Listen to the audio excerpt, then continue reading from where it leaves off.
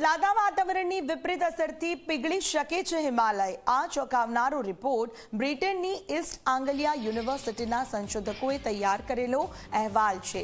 Climate change જનરલમાં પ્રસિદ્ધ થયો છે, જેમાં ભારતની ચેતવણી આપવામાં આવી છે કે હવે દેશનું સરેરાશ તાપમાન 1.5 થી 3 ડિગ્રી સુધી વધશે તો ભયાનક સ્થિતિ સર્જાશે, પાણીની ગંભીર અછત સર્જાશે અને ભૂખમરાની સ્થિતિ સર્જાશે।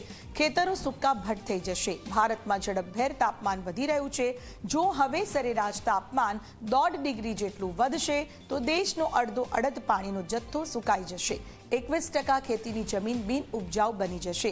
એમાંય જો ભારતના સરેરાશ તાપમાનમાં 3 ડિગ્રીનો વધારો થશે તો વિનાશ વેરાશે। સૌથી વધુ અસર હિમાલયન રેન્જને થશે।